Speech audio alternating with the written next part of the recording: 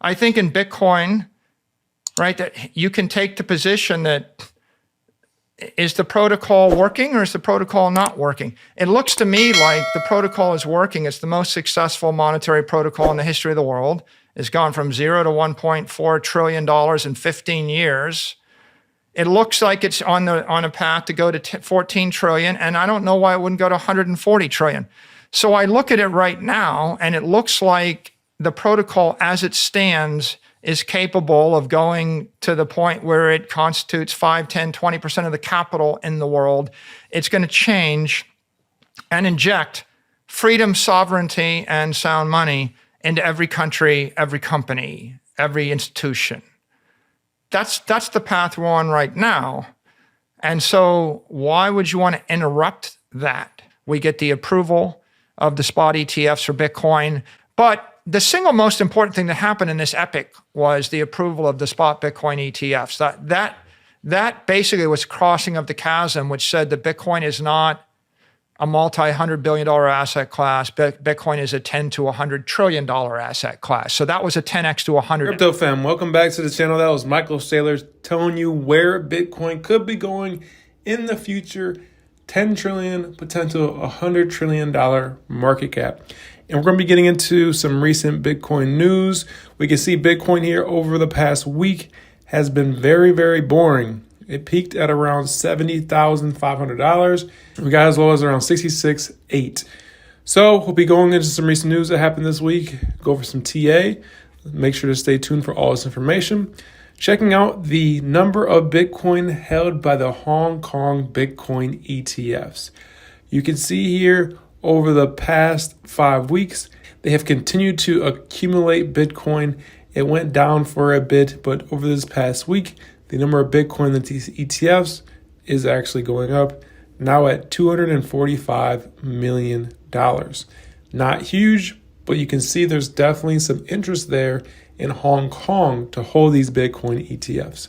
And then also checking out the number of Bitcoin that have been bought up from the US ETFs over the past 2 weeks. And you can see right here, the week of May 13th, a lot of money was flowing into these ETFs. The number of Bitcoin over that week, you can see right here, around 10K BTC. You can see we've had a lot of positive days, more and more Bitcoin coming into these ETFs. Really, really good to see. And I don't think this is going to slow down anytime soon because we got that CPI inflation report that came out and it was lower than expected. So risk on assets, people tend to invest more in those. We've seen that with Bitcoin. Look at the amount of Bitcoin that have been getting bought up here over the past couple of weeks. Definitely a good sign for the future. And then looking at Bitcoin in the technicals, in the past week, you can see right here, Bitcoin peaked at around 71,500, and we've hit a support level at around 67,000 a couple of times. The main levels we're looking at right now for Bitcoin is around 67,000 as a support level. Resistance currently sitting at around $70,000. If we can make our way back up to this $70,000 going into the beginning of next week, we could potentially see a breakout and a retest of the all-time high for Bitcoin. If we can break that all-time high, that's when Bitcoin has no resistance above it. You really see Bitcoin go into price discovery mode and make its way to the upside, and nobody really knows how high it could go from there. And then getting back into some news, President Biden vetoed a bill that would allow highly regulated financial firms to custody Bitcoin and crypto. So there has been some back and forth with President Biden, whether he's pro-crypto, whether he's anti-crypto. You know, Elizabeth Warren is trying to form the anti-crypto army in the Democratic Party. We did see the FIT21 bill pass through the House and Senate last week, but President Biden has been back and forth. It's looking like he may be anti-crypto. This is going to lose him votes. There are a lot of people in Bitcoin and crypto who really are just going to vote for the president who they think could potentially help their bags the most. And it doesn't look like Biden is for freedom. This isn't a good sign. I'm not sure why the Democrats and Biden are really trying to attack crypto and Bitcoin, especially Bitcoin. It doesn't really make a lot of sense. But we'll see what happens going into the future. But right now, it just seems like President Biden is not for crypto at all. But Donald Trump, he actually got convicted last week, found guilty on 34 counts out of 34 that he was charged with. But he has came out publicly over the last couple of weeks and said, hey, I love Bitcoin. Elizabeth Warren's not going to be able to touch your Bitcoin. The anti-crypto army will fail. So keep that in mind. Biden is potentially anti-crypto and Donald Trump is pro-crypto. And we know we have RFK who is also running. He's also pro-Bitcoin and pro-crypto. And then the biggest news last week, healthcare company Saylor Scientific bought 581 Bitcoin worth $40 million.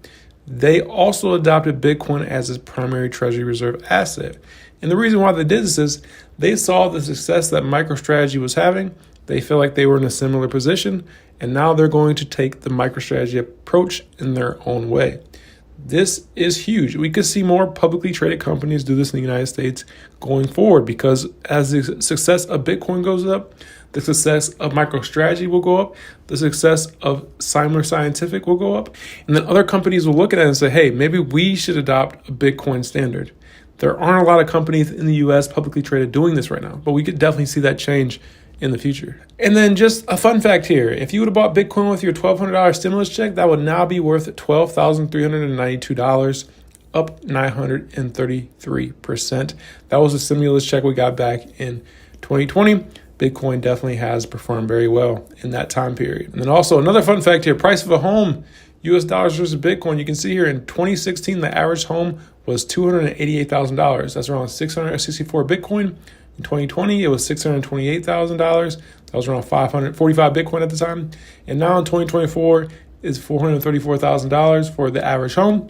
That's around 6.6 Bitcoin. So what's it better to buy, Bitcoin or homes? It's looking like Bitcoin is going to continue to outperform the housing market. But that's really all I had for today's video, guys. A quick one here today. Just want to get you guys brought back up to speed, everything that kind of happened last week in this crypto and Bitcoin space.